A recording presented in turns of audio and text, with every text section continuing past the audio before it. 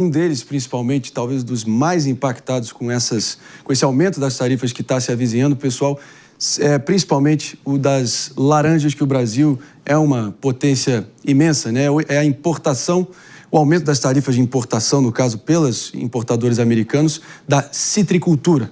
Então, os Estados Unidos compram 42% do suco de laranja exportada pelo Brasil, disparado o maior comprador nesse sentido, mas o que fazer com o excedente? Será que os nossos produtores de laranja estão cogitando só deixar as frutas, as laranjas apodrecerem ali no pé? Mas, para a gente ficar aqui, sair do campo da suposição e ouvir de quem realmente entende do assunto e quem potencialmente está afetado por essa situação, eu vou acionando aqui o Ibiapaba Neto, ele que é diretor executivo da Citrus BR, vai poder aqui dar o raio-x do que está posto. Ibiapaba, obrigado demais pela presença aqui. É verdade a informação que alguns produtores estão preferindo deixar as frutas apodrecerem no pé para não baixar o preço no mercado interno? Traz aqui para a gente. Bom dia. Bom dia, Marinho. Prazer estar com vocês aqui. Vamos lá, a gente tem que ter calma nessa hora, né? A tarifa nem entrou em vigor ainda, 1º de agosto ali a previsão para que essa tarifa entre, e obviamente a gente não pode duvidar da palavra do presidente da República dos Estados Unidos, então a gente tem que levar a sério e levar muito a sério essa ameaça.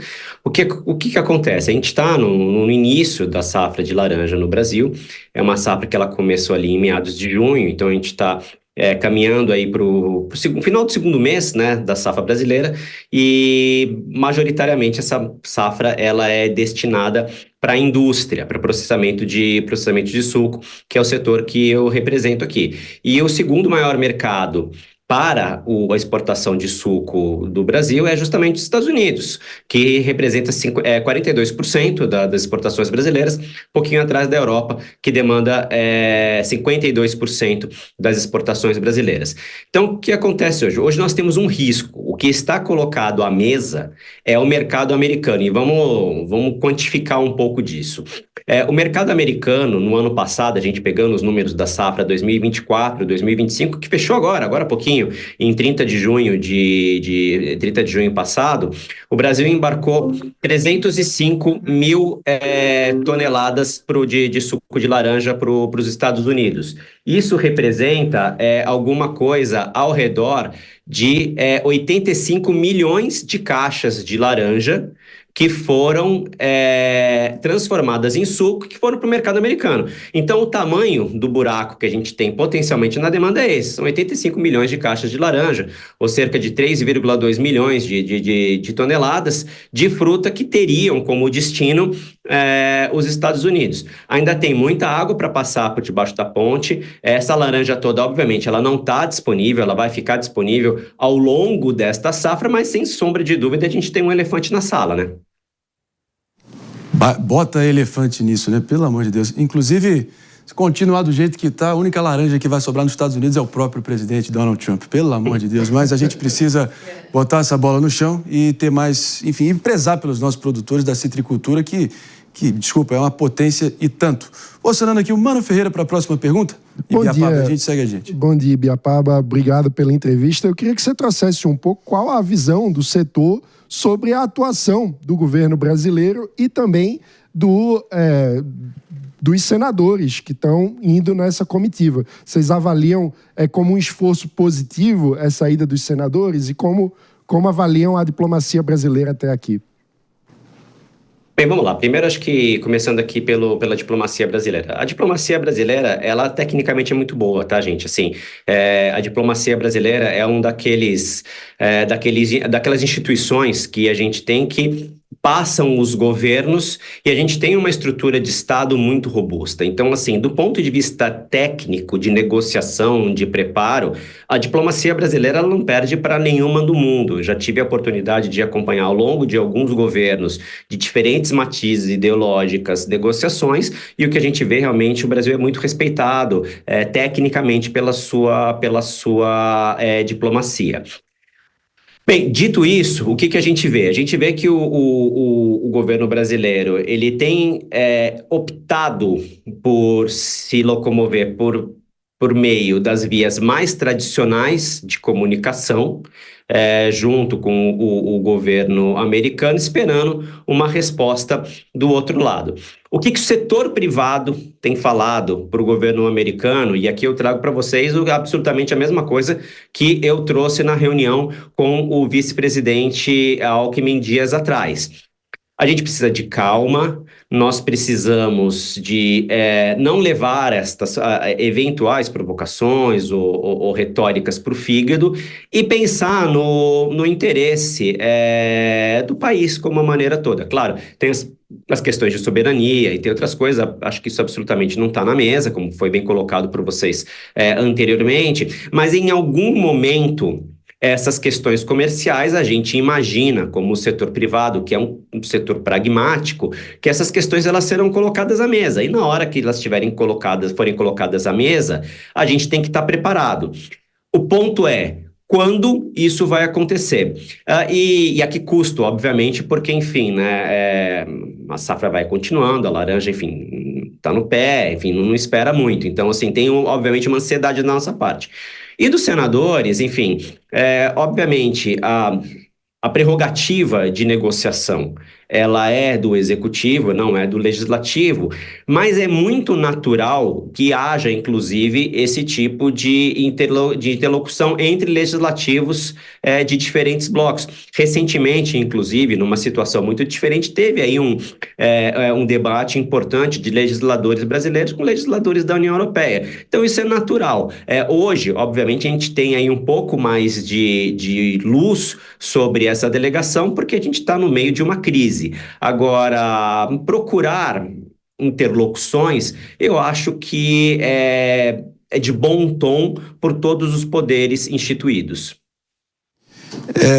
Ibiapaba, a gente queria só que se essas tarifas forem mantidas, né, até o final do ano, você já tem mais ou menos alguma previsão? Porque, ao que tudo indica, vai ser um soco direto ali no coração do cinturão citrícola do nosso país, São Paulo principalmente afetada, né? Limeira, Araraquara, Bebedouro, tantas outras ali potências na produção da laranja, se a coisa continuar do jeito que está, ou pelo menos se avizinhando e está posta. Já tem alguma previsão do impacto que isso pode ter? Olha, Maria, a gente tem aqui sido bastante cauteloso em relação a isso, porque ainda temos tempo. É claro que vocês falavam agora anteriormente que o relógio ele está caminhando, né? Dia 1º de agosto ele está chegando, mas a gente tem alguns dias aí, praticamente uma semana até lá, e muita coisa pode acontecer. Dá, inclusive, tempo de piorar e de melhorar, né? Então, assim, nessa hora a gente precisa ter sangue frio. O impacto é enorme no setor, não tenha dúvida disso. Eu acho que haverá uma reconfiguração, disso eu não tenho a menor dúvida. A questão é qual que é o tamanho dessa reconfiguração e até lá é uma coisa muito importante. A gente precisa, antes de tudo, saber quais as regras que a gente vai estar submetido. A gente precisa lembrar que até agora não foi publicada nenhuma ordem executiva que detalhe quais são os termos. Então, vamos supor aqui que as tarifas elas entrem em vigor a partir do dia 1º de agosto. A gente está falando da entrada do produto, a gente está falando da data de fabricação, a gente está falando da data de embarque. Existem uma série de questões que não estão claras, porque você não tem essa materialidade. Então, a qualquer momento, o governo Trump ele pode fazer esta publicação com as tarifas de 50%, com tarifas menores, com exceções, por exemplo, porque a gente sabe também que existem conversas dos setores americanos acessando a Casa Branca, tentando ali exceções para alguns produtos.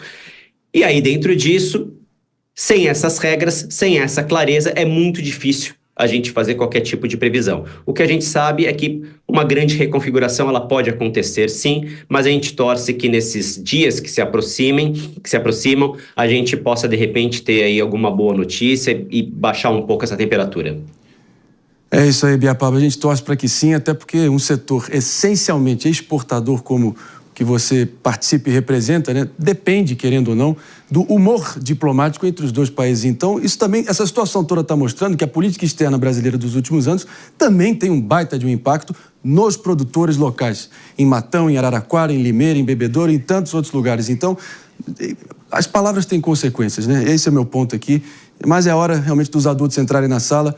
E se você estiver nessa sala, Ibiapaba, a gente está bem representado. Obrigado pela presença. Obrigado, gente, pelo espaço. A gente segue à disposição. São 200 mil empregos diretos e indiretos nesse setor. É isso aí, meus amigos. Gente que usa chapéu de palha, bota de borracha e não boné vermelho, né? É isso que a gente precisa ter em mente. David de Tarso, um rápido comentário? O setor do agro está sofrendo bastante, Marinho. Eu sou ligado aí no setor do agro, né? Apesar de não administrar mais uma empresa ligada a esse segmento, mas já estive presente nele e justamente tem causado bastante preocupação porque o que acontece? Os vendedores, eles estão indo a campo, porque não é só o agro. Quando a gente fala do agro, é todo um segmento. Então não são só os produtores que estão em dúvida se vão conseguir aí vender os seus produtos, mas também os insumos que são gerados para o agro. Eu trabalhava numa empresa justamente ligada a isso, dos insumos que são gerados para o agronegócio, uma indústria de medicamento. E a avaliação, até mesmo a percepção, né, dos vendedores que vão a campo ninguém está comprando, está tudo parado. Normalmente, alguns segmentos eles já sofrem por conta da seca e tudo, porque os produtores tentam economizar, então o gado, por exemplo, já reduz ali um pouco em relação à medicação. Também tem outros setores que são impactados por conta desse período de seca. E aí veio essa questão do tarifaço, os vendedores estão indo até as lojas, tudo tentando vender os seus produtos e não conseguem. Então, está todo mundo na instabilidade porque realmente o setor está muito preocupado diante daquilo que vai acontecer. Como o Ibiapaba muito bem nos explicou, né? A incerteza gera uma paralisia decisória. Exatamente. Porque é preciso saber qual vai ser o cenário para que você possa traçar a estratégia da sua empresa para lidar com a nova realidade. E o fato é que durante todos esses dias nós estamos imersos na incerteza, o que gera prejuízos imediatos, justamente, porque se as pessoas não podem tomar decisões sobre seus negócios, elas paralisam compra, elas paralisam até compras futuras, né? A coisa de todo o planejamento, o que é que vai ser até o fim do ano, o que é que vai ser para o ano que vem, tudo fica paralisado e isso, obviamente, prejudica a nossa capacidade produtiva e prejudica a geração de renda e emprego para os brasileiros.